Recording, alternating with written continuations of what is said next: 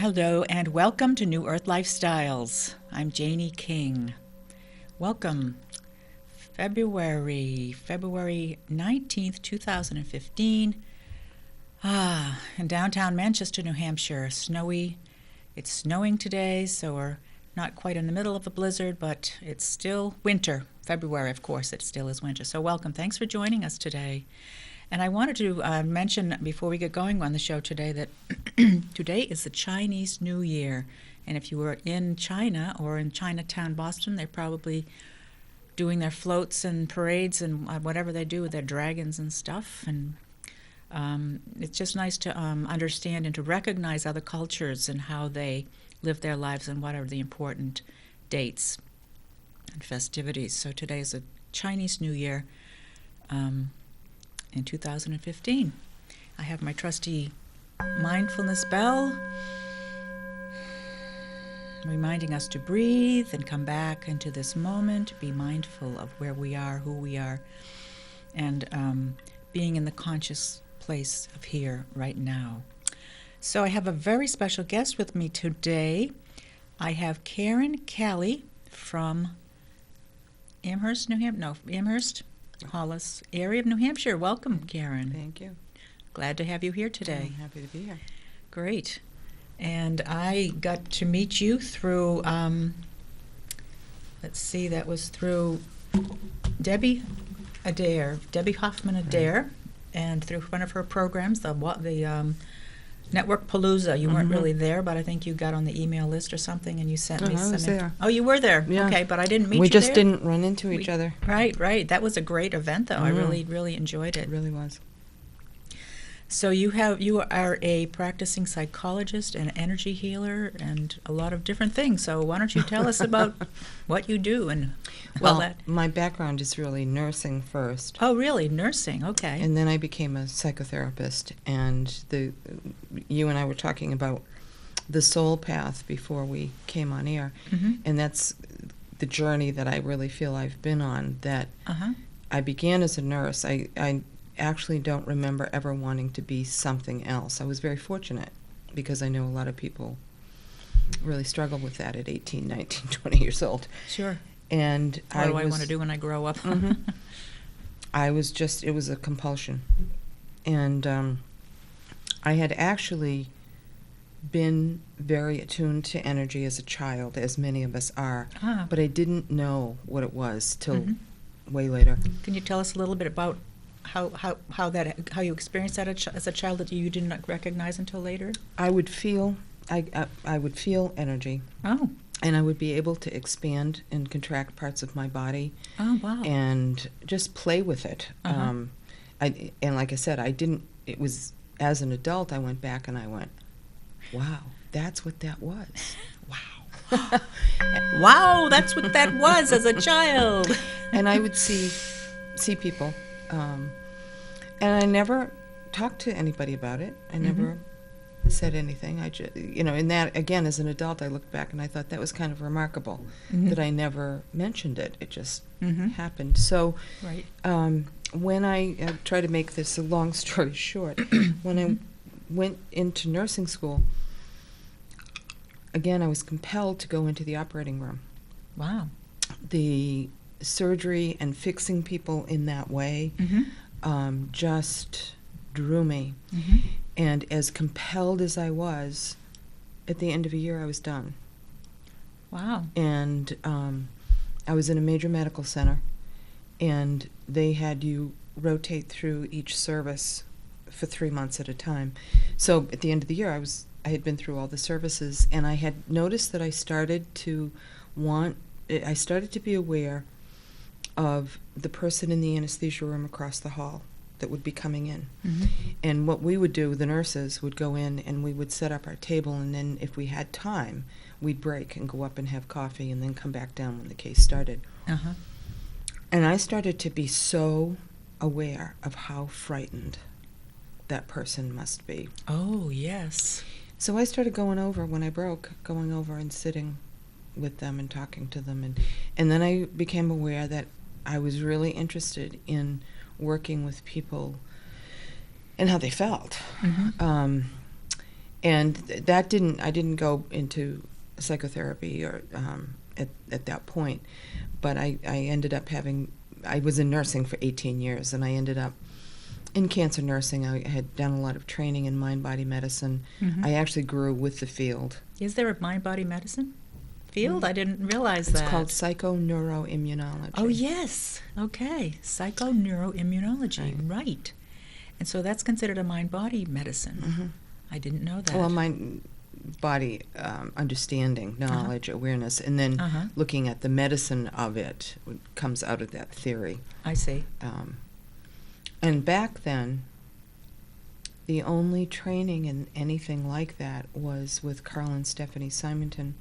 He was a radiation oncologist, and she was a motivational psychologist.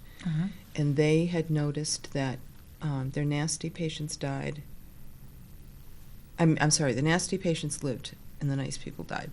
Right. Okay. Only the good die young. So they did. So they started looking into that, and what they came to understand was that was reflecting what the immune system was doing. Really? And if you were too nice, you'd be laying down saying, "Oh, okay," and if you were nasty, you'd be, "Get out of my way! I'm not doing." Yeah, saying what you felt. So they developed this whole program for cancer patients and their families, and then training professionals in this multi-pronged program. And so I did that training, and then anything that came along that had to do with that field, I kept doing it. And what was this program that helped people that had cancer to do what? Live. To live. And how? I mean, how? They only did you do that? accepted terminally ill people.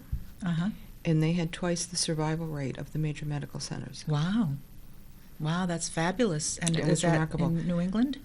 Texas. Oh, in Texas, okay. Yeah, I don't think it's around anymore because as the field grew, this was back in the 70s, Oh, okay. and as the field grew, more and more people started doing research and coming on board with exactly what's going on here with the mind, with the body, with healing. And so we have many more training. I mean, you can get a degree now Right, in I've heard that. holistic health and holistic nursing, or And neuroimmunology, what's it called? psychoneuroimmunology. Psychoneuroimmunology. Yeah. So, as I said, my following the breadcrumbs, I ended up having wonderful experiences and work in nursing. Wow. I was very fortunate. Again, synchronicity, I don't know, just where I was at the time. And my last job in nursing was in cancer nursing. And I used a lot of the techniques I had been learning to work with patients, and I also had established a stress management business. And because I was saying, wait a minute, why don't we teach people this stuff way back here, how to so they can handle their stay stress. well, as opposed to, not that you don't want to use it with people who are ill and at the end of life, because the tools work across the lifespan. Sure. So at that point, I decided to go back to school and get a degree in psychology that would give me that would round out the rest of what I had learned, and went into a small group practice that left me alone to do my thing. They knew I didn't practice traditionally. And what does that mean? What were you practicing? Well, I used my training in psychotherapy, but I integrated the mind, body, and energy skills and abilities within that practice. Okay. Rather than just straight talk therapy. Okay. So what would your typical client come to you for, and how would that be different than talk therapy, what you were just saying? Back then, I was doing a lot of inner child work, a lot of hypnosis. Okay. I'm trained in Ericksonian hypnosis and trained in the Bradshaw method. I mean, I became a consciousness and energy junkie. I just, for decades. And hypnosis is the best way to get in touch with that subconscious mind. The only way. Well, not the only way. No? It depends on what kind of hypnosis you're talking about. And, and really what I'd have to say is that hypnosis is a component of many different things. It isn't just one thing. Right. As a matter of fact, one of my teachers said that we don't have to be taught to go into trance. We have to be taught to come out of trance. Because our whole lives are about a particular trance that we're in. Ah. We're not facing reality. Right, and Yeah. that sort of coincides with the shamanic. I had a shamanic person on last week that was talking about the dream state and what kind of dreaming that dream, or living in the dream, not which is another. Right, our unfinished business, or Uh-huh. So I became fascinated with consciousness, and the consciousness in mind-body medicine. When you get to a certain point, you have to go to energy. There's just no other way to go. And what is energy to you? If you could just explain what. Well, I'm what- from talking your right now about subtle energy, the Okay. energy that enlivens us. Mm-hmm. It's, if you're with somebody who's dying and there's a moment of death, what's not there is this energy.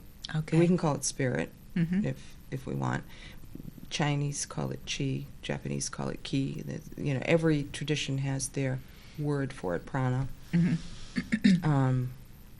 And energy and consciousness, it's hard to separate them. Right.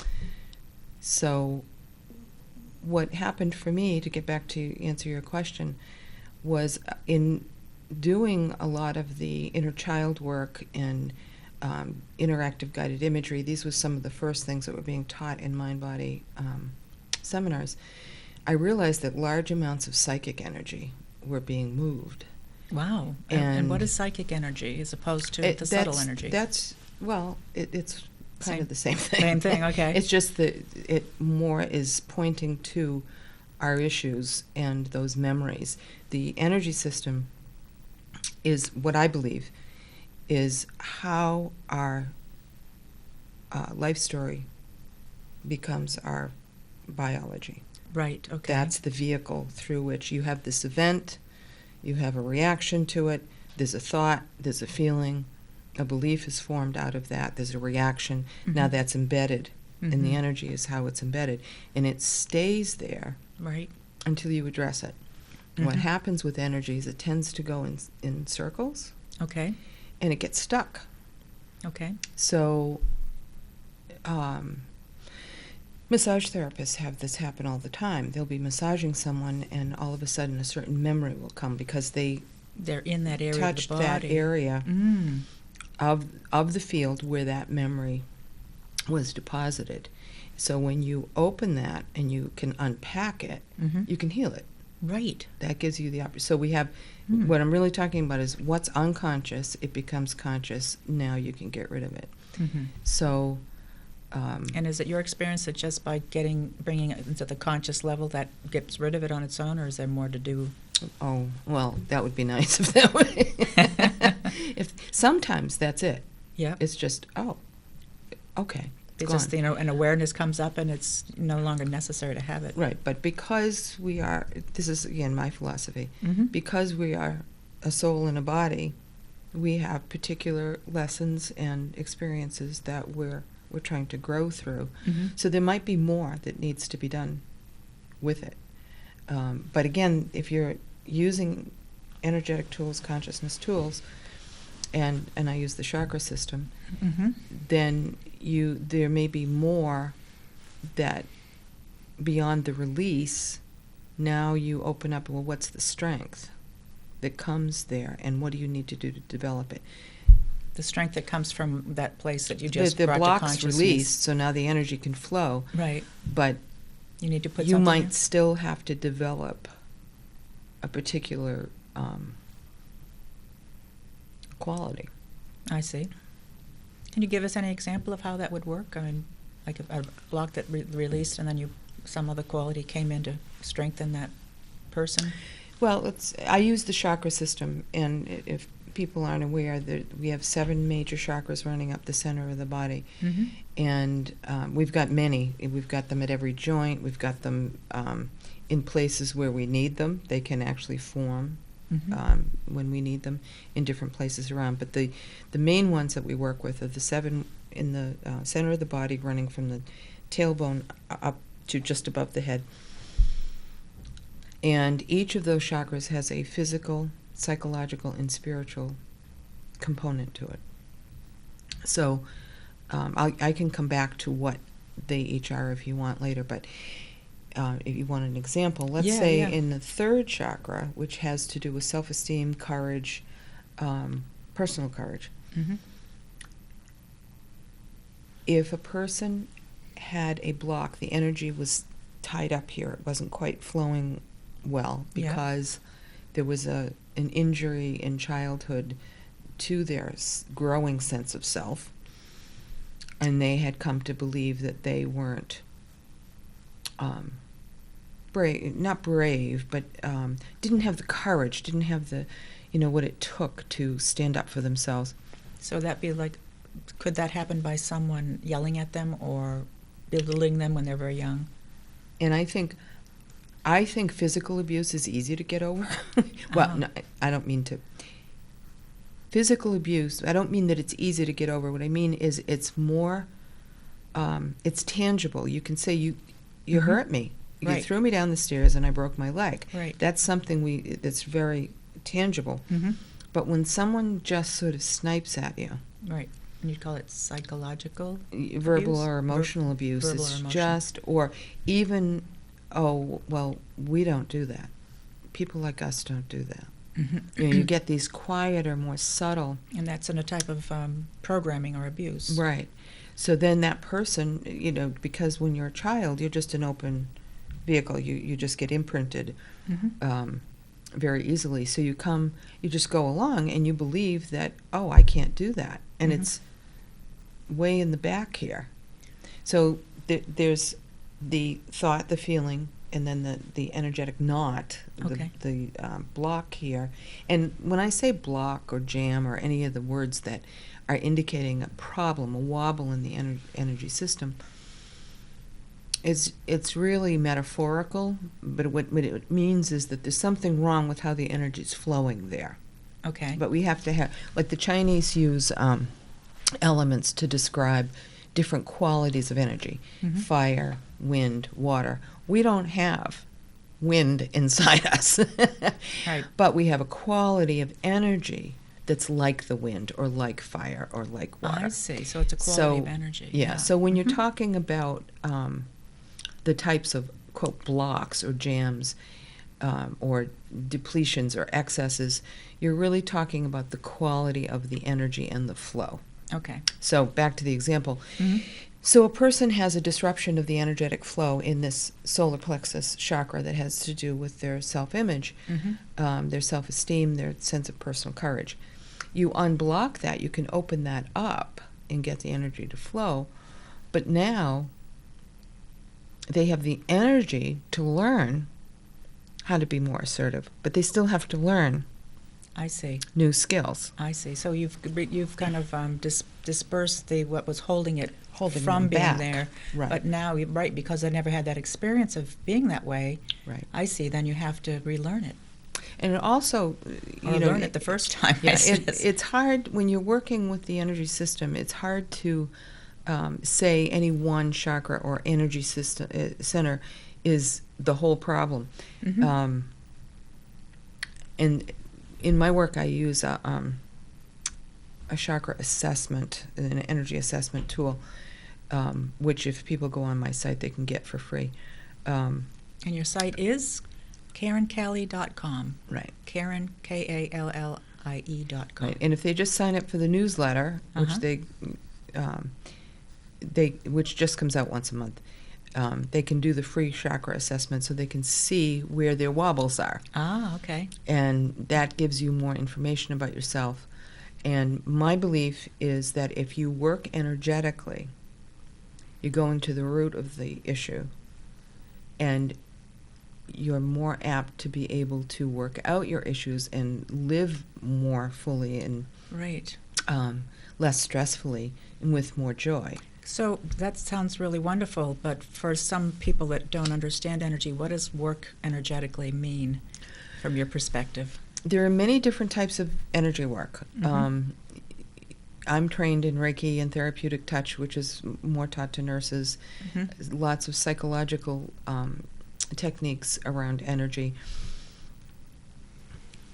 And the question I asked after I came out of a group practice and went out on my own, because I thought I should just do this, rather than be in this insurance-driven, all of that bureaucratic stuff. I should just go out and do what I know works. Right. So I developed what I call mind-body energetics. It's a way of implementing the information around the mind, the body, how they work together, and energy, and giving people tools to heal and grow. So Reiki, therapeutic touch, tools like that are generating energy. There's a healer and a healee. Mm-hmm. And I did ask the question, is that, because when I was training in those, is that where I belong? Mm-hmm. And I kept getting no. Really? Where do you belong? Right. And so as this journey progressed, what I realized is my job was really to teach people how to manage their own energy. And I heard a phrase which I love. It's develop subtle energy competency. Wow, say that one again. Develop subtle energy competency. That sounds wonderful. And can you explain what that is? Well, it's being able to get in touch with your own energy and know what it's doing. Right. So then you can know what to do about it. Okay. Because we all have a default pattern. We have a thumbprint, an energetic thumbprint, which is, this is who I am. Mm-hmm. And then we've got the other energies that are there, or the other influences, I should say, that are determining how our energy is being patterned as we move through life with our peers, with our work situations, what we're drawn to, what we're not. So if we understand what our imprint is, we don't try to be something that we're not. And is our imprint is what we grew up learning as a child? No. The imprint is who you are as soul. Okay. Okay. And then, so that's who you're really striving to become, right, or letting allow. yourself be that. So as you undo these energetic wrinkles and you learn to be present inside your own skin energetically, wisdom starts to come, because this energy is filled with consciousness. As long as you have these wobbles and knots and all of that in the way from these conditioned responses in your life, you can't really get a clear shot at the wisdom. You might get a hit here and there. Right. And I always say to people, the reason you do the work is so you can get to the good stuff. Right. You be which more, is fun, which is happiness, right, which is health. You can be at ease in the world. You can be more intuitive, more creative. You have Doing more what joy. You want to do. Right. Great. Well, let's have a gong to that.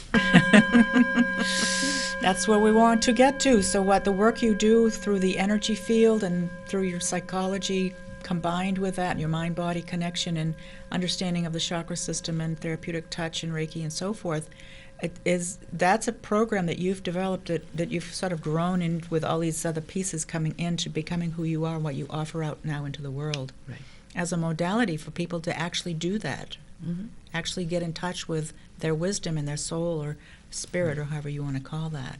Right. That sounds great. You've been doing this for a long time, it sounds like. Yeah, I went out on my own. I was doing it for 14 years in a small group practice, and then I've been out on my own another 10 beyond that. Great. And you also have some products that you've created to, like CDs or whatever, Right. Is that correct, that people can also purchase online that take you also delving into this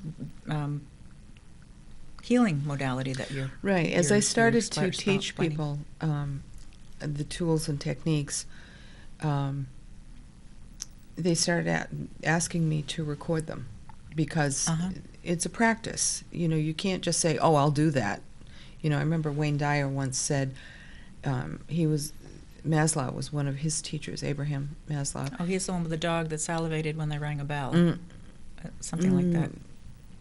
No, Maslow's Pyramid of Human Needs. Oh, Pyramid of Human Needs. Okay. You're thinking Pavlov. Pavlov. Oh, that's right, I am. Another P guy. So, Dr.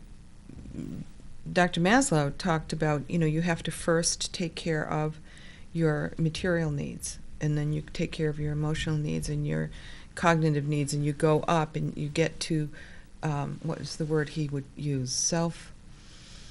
Not self-affirmation, self-expression, the higher level of self-expression. Okay. And Wayne Dyer, as a young man, was in his class, and he said when he got to this, having self-esteem and acting on your own behalf, and that he said, I thought, I'm just going to go do that, not realizing that there were deeper issues that might prevent him, that he had to grow into that. It wasn't something he could just do. But the interesting thing about Maslow's pyramid of human needs is that it follows the chakra system. Aha. Materialism being root and working up. Yeah. Wow. Yeah. And he didn't know that when he did it, or? I don't know what he knew or didn't know. Right, because back then they weren't really putting those together, even though he may have understood it. Right. Yeah. Yeah, and you certainly wouldn't talk about it. Yeah, back then. Now it's wide open. Everybody's talking about everything. That's why we're here, New Earth Lifestyles, to talk about everything and anything that helps in healing and health and joy and happiness and living your life fully and completely. And it sounds like what you do is just so fabulous to help people. So if I were to come to you for something, what might be something I would like? Maybe I'm having a problem in a relationship or something. Would that be a reason I would come to you? Typically, people come to me because they have an ouch. They have something that isn't going well. And it might be anxiety, depression, trouble in relationships. I do get some people who come and say, I just want to grow. Really? I know that, using energy and growing through the chakra system is, in consciousness, spirituality, is where I want to be. I do get some people doing that. But most of the time, being human beings, we have an ouch. And something that isn't going well, that drives us to that place of wanting something it's not working, different. my life's not working, or this is hurting, or I'm depressed, too depressed too long, or... Yeah, and now people are realizing that a lot, that throwing medication at things, medication is wonderful in certain places. And, I will say to people, I was trained in a major medical center in the bastion of tradition. So I didn't come to I wasn't one to just throw away all of, all the medical model that you grew up doing, right, that you love to do. But what I really knew is that it wasn't the answer. Nothing is the answer to everything. Correct. So now, I'll give you an example. If people come with anxiety or depression, there's an awful lot of anxiety and depression that really doesn't respond well to medication. It's just not the answer to the problem. There are people who need medication, and they cannot live without it. But they're a small percentage of the overall population. We've gotten, because of managed care, into the place where you have 15 minutes with somebody, you're not trained in how this mind-body energy system works, so you don't have anything else except a prescription pad. Right. Now that's changing, but let's use an example. People come, I have had people come with symptoms of anxiety and depression, trouble sleeping, trouble with their relationships. And I'm thinking of one particular person to kind of put some form on this, structure to it. And what we had to look at, now, you mentioned the root chakra. The root chakra is often responsible in cases of anxiety and depression. The root chakra is forming between the years of 0 to 5. We don't have language during that time. We're gaining it. Right. So anything that happened to us back in that time is imprinted in the system, and then the system is building on that. It's like a foundation. The root chakra is responsible for your bones and your teeth.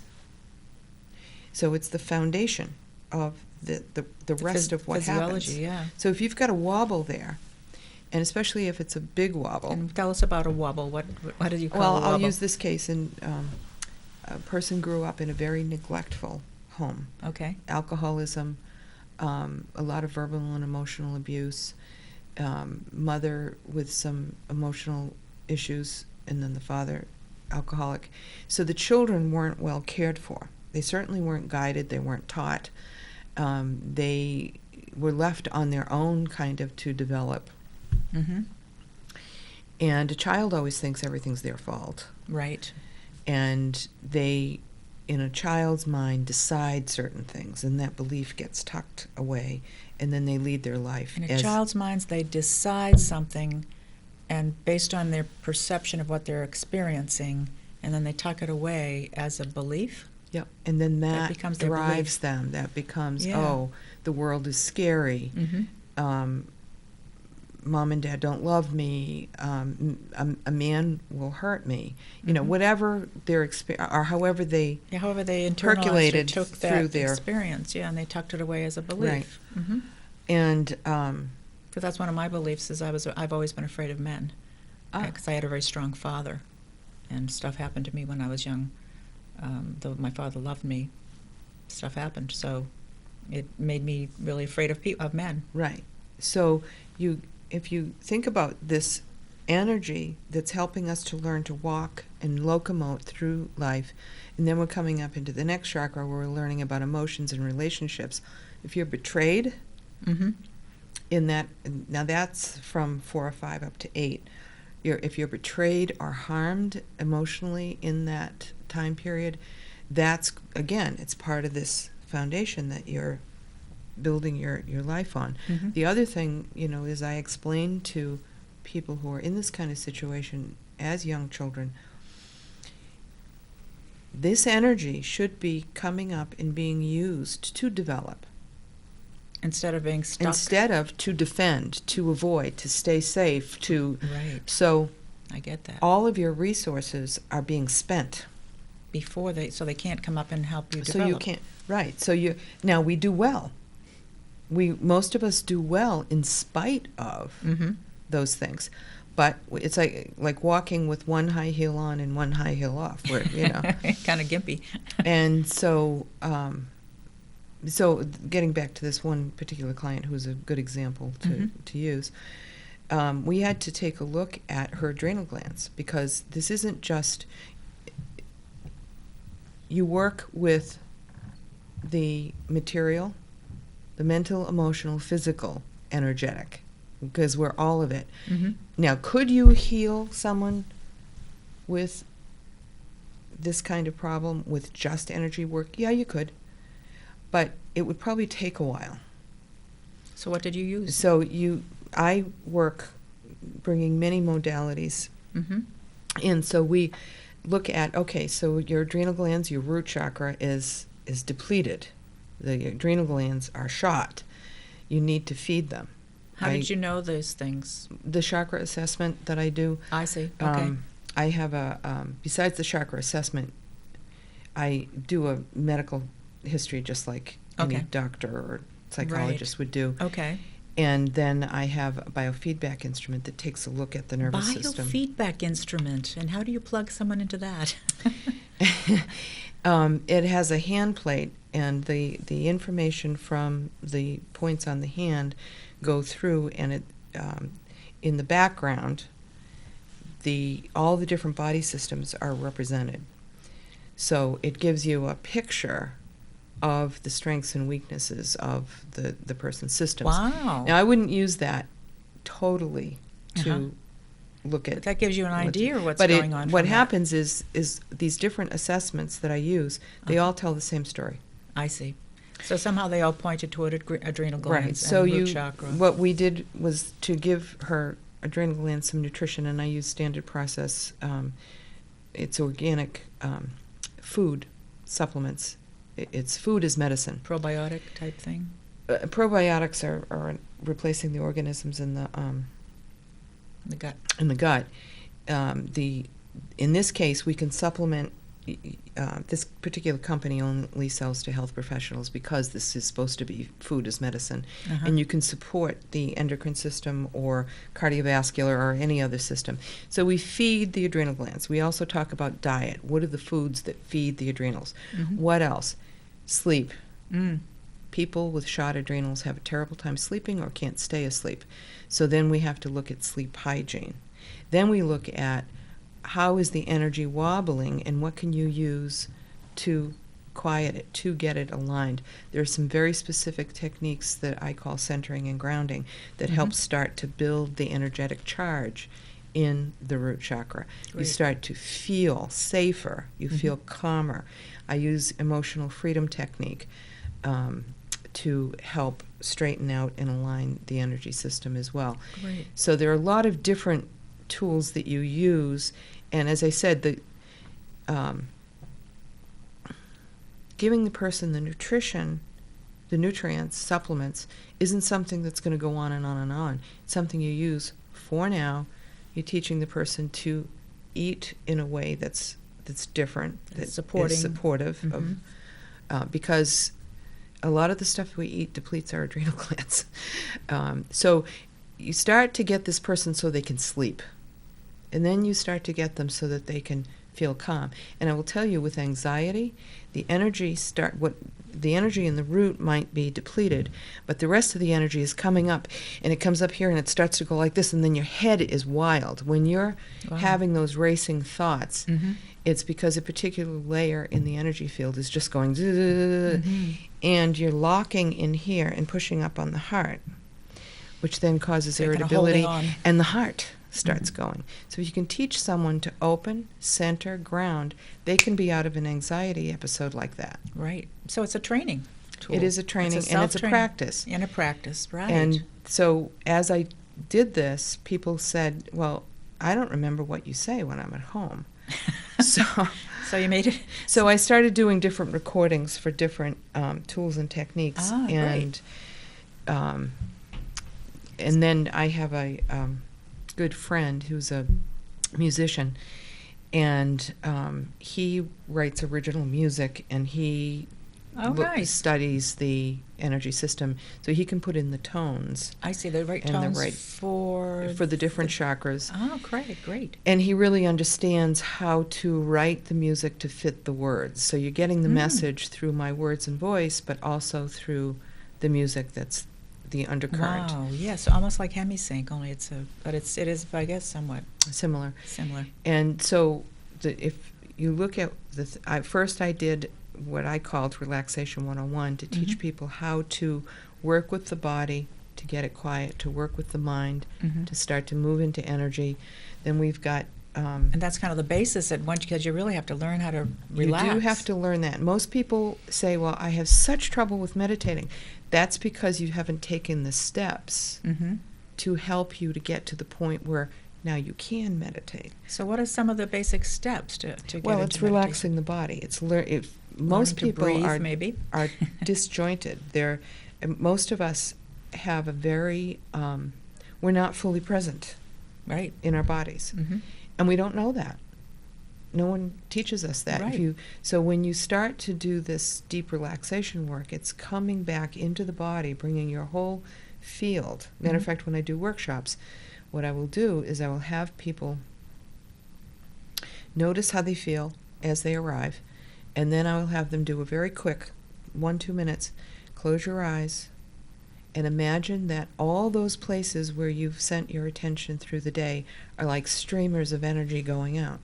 Now call them back, like sucking through a straw. You're drawing the energy back, and if you can get that feeling of breathing, bringing it back, and then sending it down through the body, down through the legs, out through the feet, all of a sudden, you're calmer. Now, you won't stay there, and this is why it has to be a practice. This is why I say you develop subtle energy competency. You will eventually stay there, but your energy is like a river. It's been used to going in this direction, and now you're the Army Corps of Engineers who says, no, we want it to go over here. Well, it's going to keep trying to go that way until you really learn. Until you get that riverbed really deep and changed. Right. And through that practice, through practicing. So it feels like there's a lot of you're empowering people to take care of themselves. It's self-care and self-empowerment. Self-care, Absolutely. And that's really where health is, isn't it? I mean, always giving our power away to a practitioner of any type is disempowering, and it's not going to work. Right, and a lot of folks that come to me now are people who have tried the anti-anxiety and antidepressants, and they didn't work. Right, okay. Matter of fact, I've worked a lot getting people off those, because you can't just stop. You have to build in the strengths and the capacities first, and then you can let it go. The other thing I will say is that I've also had many people with some pretty severe health issues, and they used all the normal traditional means of that medicine offered, but they brought their own energetic mind-body skills to the table too. Okay. And that brought healing? So they heal quicker. They heal quicker. They heal quicker. Absolutely, yeah. And they don't tend to go into a lot of the fear and depression. Or, I mean, they're going to... This is another part of the work that I feel, is that we're human. We're going to feel things. Right. Well, we want to feel things, actually. We're structured to feel things. Yeah, that's who we are. And we're not going to make that go away. So we have to have a way to let that energy move through the system, because most of our difficulty comes from when we constrict our energy, right, and we block the feeling. Right, because we don't want to feel. We don't want to feel it. We're scared. Well, if you know what to do, you know how to do it, then it arises, it peaks, it falls, it goes away. Our consciousness has a lot to do with what we will experience in the world, how we experience it. We can have a lot more effect on it, but life still will happen. Right, and so the difference between, so if we could stay conscious and be aware of how things are flowing, then our life would be much better than if what we tend to do, which the river that we follow, is our subconscious is in control, and following those patterns that we don't want, and therefore we self-sabotage, or we go back into where we don't want to go. Right. So the work is really staying conscious, right? Mindfulness, or using some of the tools that you offer, to stay here, to stay present, and to be okay with the feelings as they arise. Right. It is having a conscious life. The energy and consciousness really can't be pulled apart. Right. And so it is, you can try to develop consciousness through your mind only, but that's a tough row to hoe. Yeah. That's just trying mind control. Right. And people try to do that. Really do. Oh, I'm going to be happy. I'm going to be joyful. I'm going to be happy. But if you've got something in here that doesn't believe you deserve it, or it isn't really true, or the multitude has a belief of system things that's anti whatever you're trying to think. There's a drag on you. So now you're living an inauthentic life. Inauthentic, right. Right. So, that's what I found in my whole life before I changed, like 20 years ago, or whatever. I look back at my life and had this happy, smiling mask on my face, and it wasn't authentic. It wasn't. I am a happy person, but I wasn't showing. I wasn't feeling. I wasn't getting in touch with my feelings. Right. And we really have to dress them and let them go, because they keep us from being who we truly are. And we're all magnificent, loving beings, human beings and spiritual beings. And if we can only do the work that you're offering here, it's just. I'm just loving everything you're saying to help us to be healthy and happy and strong, and to be here to help each other. Yes. As a community, to be in community, and the way the consciousness of the earth is moving toward doing exactly what you're helping people to do. Right. And if, being here for and with each other, if we look at the heart chakra, a lot of people try to be helpful or to be good, be kind, from a disturbed heart chakra, and then you get codependence. So again, if we talk about, well, you can't really love other people until you love yourself. Well, what does that really mean? Working from the inside out gets you there faster. It gives you the answer, and it gives you your anscer. Your answer, which Not could my be unique. answer. Absolutely, that's true. Right. That's great, and I think that's where I have been disconnected a lot. I think about myself as being a loving person, but there are disconnections from my heart, because I did grow up in a dysfunctional, codependent, alcoholic family with a lot of words and things being said and done that are my belief system that I'm working on now to change, to dispel those old beliefs that I've always operated from that aren't serving me and keeping my heart closed. Right. And we have to rewire the system. rewire the system. Absolutely. And the rewiring is the energy field. Right. And the energy field is the foundation of everything in our lives. Right. Yeah. Everything comes from energy. You know, another thing that informed this whole process for me, you know, I had my own history to work with, and had some real physical challenges at a certain point. And I realized that at 3 o'clock in the morning, there's nobody else there but you. Yeah, and you got to have some tools. So if you have some tools, you have some abilities to really work with yourself. And I often think of my work as giving people a full toolkit. Yeah. Because there isn't any one thing that works for full everything. Toolkit. That's what we all need, a full toolkit. And they are all our own tools, and they're not necessarily a physical thing. In fact, Right. they're not a physical thing at all. It's information, it's knowledge, it's these things that you teach. It's embodied wisdom, eventually. Embodied wisdom. Yeah. I love that term too, embodied wisdom, because once you get doing it, it's, this is no brainer once you get going on it, and wow, works. It works. Right. Because you're addressing the right place, the right way in your life. Right. And so, would you say the first step or the best step? It sounded like is grounding, teaching people Grounding how to and go down. centering. Grounding It's and not centering. very romantic, but it's really. But you can make it romantic. We can make it. It is the something good most about it. important thing, and it is one of the most rewarding things. Mm-hmm. One of my teachers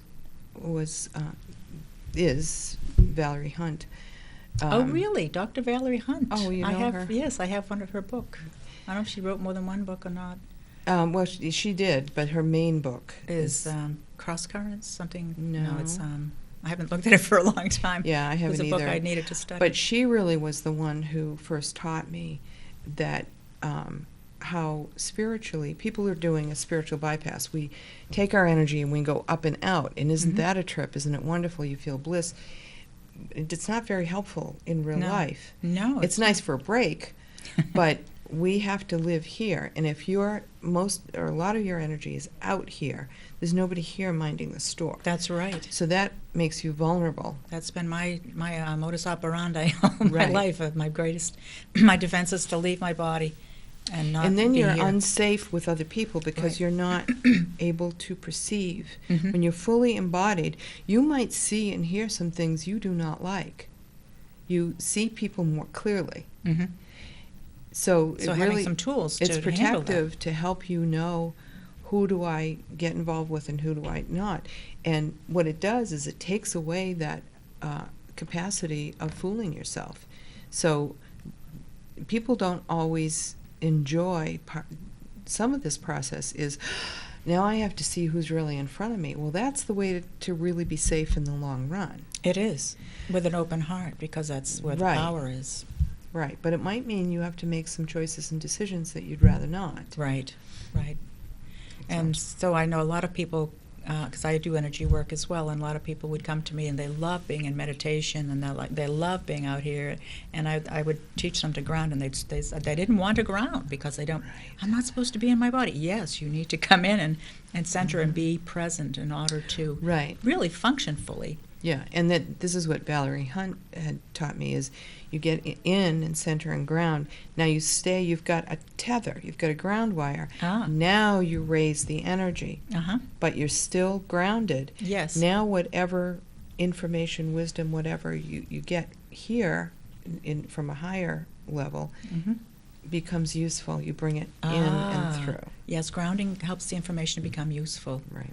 Well, that's fabulous that you studied with Valerie Hunt, because I went to Barbara Burnham School, and Barbara was one of her students as well. I worked with her in her experiments on consciousness and the energy and all of that stuff. And I know, and I wish I had said to her once, when are you going to do some more workshops? And she said, oh, no, honey, I have to stay in the lab and Yeah, do the research. she just so loved doing that. Yeah, which is, I mean, someone it's very has important to do yeah. that Mm-hmm. so that those of us who are in different positions have the information. So Right.